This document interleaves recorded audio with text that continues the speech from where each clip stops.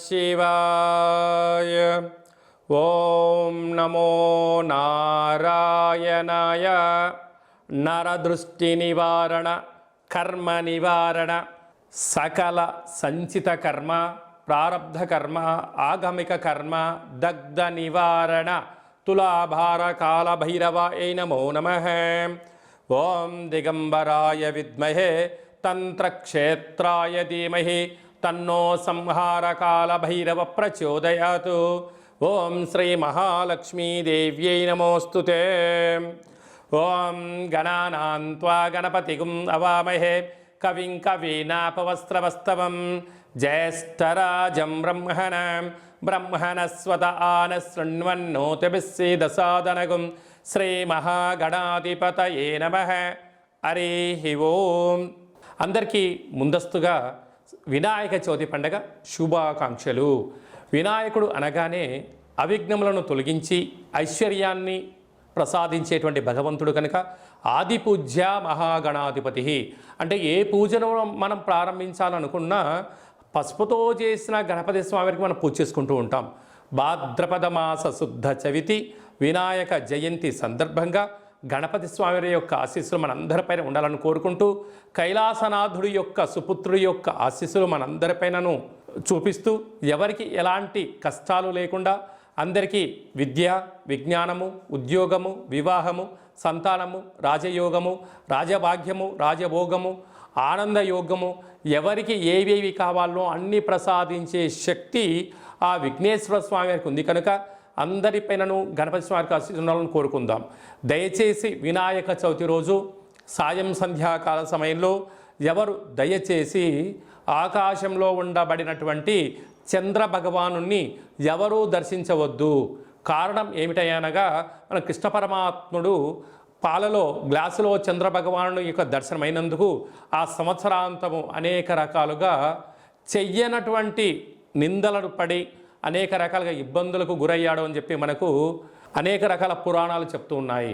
కనుక దయచేసి మనం ఎవరము కూడా చూడకుండా ఉండే ప్రయత్నం చేయండి. పరిస్థితుల ప్రభావం చేతనో ఏదో పరిస్థితుల ప్రభావం చూసినట్లయితే దగ్గరగా ఉండబడినటువంటి గణేశ స్వామివారి యొక్క మండపం దగ్గరికి వెళ్ళి ఆ అక్షంతలు వేసుకొని స్వామివారికి మనసారా దండం పెట్టుకోగలిగినట్లయితే ఆ యొక్క చంద్ర దర్శన దోషం తొలగిపోతుందని చెప్పి గమనించగలగాలి.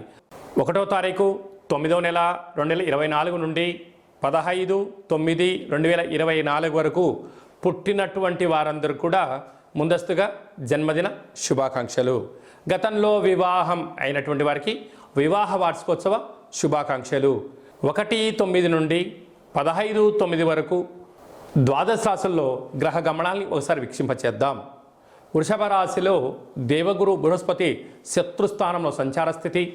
మిథున రాశిలో కుజ భగవానుడు, కర్కాటక రాశిలో బుధ భగవానుడు, సింహరాశిలో ఏడాది తర్వాత రవి భగవానుడు, కన్యరాశిలో శుక్రుడు మరియు కేతు సంచార స్థితి, కుంభరాశిలో శని భగవానుడు వక్రగమన సంచార స్థితి, మీనరాశిలో రాహు భగవానుడు సంచార స్థితితో ద్వాదశ రాశుల్లో గ్రహ గమనాలు ఈ విధంగా ఉన్నాయి.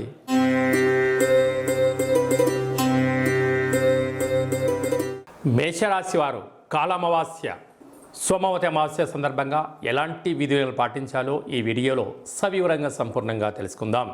మేషరాశిలో ఏ నక్షత్రాలు వస్తాయనగా అశ్విని నక్షత్రంలోని 4 పాదాలు, భరణి నక్షత్రంలోని 4 పాదాలు, కృతికా నక్షత్రంలోని 1 పాదం కలిపితే మేషరాశి.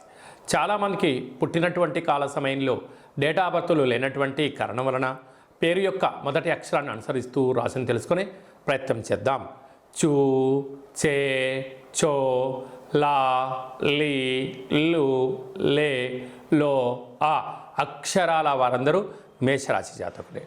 వీరికి ఈ సోమవతి అమావాస్య మంగళవారం రోజు అమావాస్య రావడము, రాశాధిపతి కుజుడవడం, ఈ సంవత్సరం అధిపతి కూడా కుజుడే అవ్వడం వలన వీలైనంత వరకు సోమవారం మంగళవారం ఈ యొక్క మేషరాశి జాతకులు మౌనం, ధ్యానం, ఆధ్యాత్మికతగా ఉండడం, వీలైతే ఓం మహాకాళీ దేవ్యై నమః, ఓం కాలభైరవాయ నమః, ఇక్కడ ఓం నమ శివాయ అనేటువంటి మంత్రాన్ని వీలైనంత వరకు సమయం దొరికినప్పుడల్లా పారాయణం చేయగలిగినట్లయితే సోమవతి యొక్క అమావాస్య అంటే మహాదేవుడి యొక్క ఆశీస్సులు, కాళభైరవ స్వామికి ఆశీస్సులు, మంగళగౌరీదేవి కాళికామాత ఆశీస్సుల వలన రుణ సమస్య, రోగ సమస్య, శత్రు సమస్య తొలగిపోతుందని చెప్పి గమనించాలి. వివాహం కాని వారికి వివాహము, అయిన వారికి సంతాన యోగం, పిల్లల యొక్క చదువులు, పిల్లల యొక్క అభివృద్ధి, అత్యున్నత భూయోగము, రాజయోగము, ఆనంద సిద్ధి యోగము మేషరాశి వారి సొంతమవుతుందని చెప్పి గమనించాలి. 2వ స్థానంలో గురు సంచార స్థితి, 3వ స్థానంలో కుజ భగవాడు యొక్క సంచార స్థితి, అర్ధాష్టమ బుధ సంచార స్థితి ఉన్నప్పుడు విద్యలో, ఉద్యోగంలో, వ్యాపారంలో ఆటంకాలను తొలగించుకునే ప్రయత్నం చేయండి. అలాగనే సంతాన స్థానంలో రవి సంచార స్థితి ఉండడం వలన నూతనంగా వివాహమైన వారికి వివాహ తదనంతరము మొదటి పుత్రిక సంతాన యోగ్యము, పిల్లల యొక్క అభివృద్ధికి మేషరాశి వారు పెద్దపీట వేయడం జరుగుతుందని చెప్పి గమనించాలి. లాభస్థానంలో శని భగవానుడు వక్రగమనంగా 30 సంవత్సరాల తర్వాత జరుగుతున్నటువంటి సంచార స్థితి అవ్వడం వలన, వ్యయంలో రాహు సంచార స్థితి ఉండడం వలన వీలైనంత వరకు మేషరాశి వారు తొందరపడి నిర్ణయాలు తీసుకోవద్దు. మీ వ్యక్తిగత అభిప్రాయాలు ఎవరితో షేర్ చేసుకోవద్దు. అంతర్గతమైనటువంటి రహస్య చర్చలకు ఇది సరైన సమయం కాదు. ఫోన్లు, ఓటీపీలు, లావాదేవీల విషయంలో 3వ వ్యక్తుల యొక్క ప్రమేయం ఉండి మిమ్మల్ని మానసికంగా రుణపరమైనటువంటి ధనపరమైన చిక్కులకు మిమ్మల్ని ఇబ్బంది చేసే పరిస్థితి ఉంటుంది. కనుక బ్యాంకు యొక్క లావాదేవీలు, ఓటీపీలు, ఎవరో ఫోన్ చేసి మీకు ఏదో ఒక నెంబర్ వచ్చింది అని చెప్పమని చెప్తే దయచేసి అలాంటివి చెయ్యొద్దు అని చెప్పి గుర్తుపెట్టుకోవాలి. లేకపోతే ఈ కాళ అమావాస్య, సోమవతి అమావాస్య సందర్భంగా రుణ సమస్యలు, భూ సమస్యలు, శత్రు సమస్యలు, కోర్టు సమస్యలు పొంచి ఉన్నాయి. కనుక మీ జన్మ నక్షత్రం రోజున, అలాగనే అమావాస్య తిథి ఎందున, అష్టమి తిథి ఎందున దూర వాయు జల ప్రయాణాలు పెట్టుకోవద్దు. విందులకు, వినోదాలకు కూడా దూరంగా ఉండండి. వీలైనంత వరకు సాత్విక ఆహారం భోజనం చేయండి. అసలే వర్షాకాలం అవ్వడం వలన వర్షాలు ఈ సంవత్సరం చాలా అధికంగా పడే అవకాశాలు ఉన్నాయి. నదుల ఎంట, చెరువుల ఎంట, అలాగా విహారయాత్రలకు వెళ్ళడం కొద్దిపాటి వాయిదా వేసుకోవడం ఉత్తమోత్తంగా ఉండాలి. వాహన ప్రయాణాలు చేసేటప్పుడు ప్రమాదాలు పొంచి ఉన్నాయి కనుక వీలైనంత వరకు మితిమీరిన వేగం పనికిరాదు, ఆవేశం అసలే పనికిరాదు. వాగ్వివాదాలకు, గొడవలకు దూరంగా ఉండండి. వీలైనంత వరకు విఘ్నేశ్వర స్వామి యొక్క సేవలో పాల్గొనండి. అలాగనే వ్యవసాయ సోదరీమణులు, గృహ భవన నిర్మాణ కార్యక్రమం చేసేవారు, అలాగనే ఆహార ఉత్పత్తులు, హోటల్ వ్యాపారాలు, స్వీట్ హౌస్లు, అలాగనే స్వయం వృత్తులు, సేవా రంగాలు, సాఫ్ట్వేర్, హార్డ్వేర్, యానిమేషన్స్, క్రియేటివిటీ రంగాల్లో ఉండబడిన వారికి ఓపిక, పట్టుదల అవసరం ఉన్నంత వరకే మాట్లాడగలిగినట్లయితే రాబోయే కాలము బంగారు భవిష్యత్తు రోజులుగా భావించగలగాలి.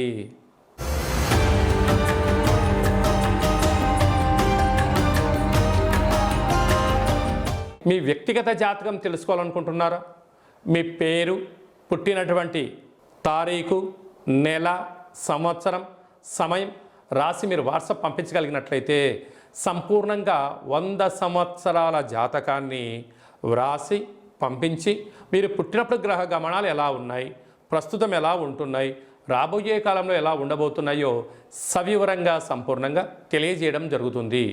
అలాగనే చాలామందికి పుట్టినటువంటి కాల సమయంలో డేటా బర్త్లు లేనటువంటి కారణం వలన మీ పేరు యొక్క మొదటి అక్షరాన్ని అనుసరిస్తూ రాశిని తెలియచేస్తూ గ్రహ గమనాలను ఎలా ఉన్నాయని తెలియచేస్తూ రమణ శాస్త్రం ద్వారా అనగా గవళ ద్వారా కాళభైరవ ఉపాసన చేత భూత భవిష్యత్ వర్తమానాన్ని తెలియజేయడం జరుగుతుందని చెప్పి గమనించగలగాలి. కనుక ఆసక్తి గల వారందరం కూడా వ్యక్తిగత జాతకాన్ని తెలుసుకుందాం, జాతకంలో ఉండబడిన అడ్డంకులను తొలగించుకుందాం, ఐశ్వర్యానికి స్వాగతం పలిగేటువంటి అద్భుతమైన కాళభైరవ ఆశీస్సులు పొందుదాం. కనుక వ్యక్తిగత జాతకం తెలుసుకోవాలి అనుకుంటున్న వారందరూ కూడా ఈ కింది నెంబర్ని ఆన్లైన్ ద్వారా కానీ, ఆఫ్లైన్ ద్వారా కానీ, వాట్సాప్ ద్వారా కానీ సంప్రదించి అపాయింట్మెంట్ తీసుకొని సంప్రదించగలరు. మీ యొక్క జాతకాన్ని సవివరంగా సంపూర్ణంగా తెలియచేస్తూ మన యొక్క దేవాలయంలో కాళభైరవ హోమం జరిగినప్పుడు జాతకం చెంపించుకుంటున్న ప్రతి అందరికీ కూడా ఒక వీడియో కాల్ ద్వారా కాళభైరవ స్వామికి చూపించి ఆశీస్సులు కోసం ప్రయత్నం చేయడం జరుగుతుందని చెప్పి కూడా గమనించగలగాలి. ఈ వీడియో మీకు నచ్చినట్టయితే లైక్ చేయండి, షేర్ చేయండి, మా ఛానల్ని సబ్స్క్రైబ్ చేసుకోండి. అందరికన్నా ముందుగా మీ వ్యక్తిగత జాతకం మీరు తెలుసుకోవాలనుకుంటున్నారా?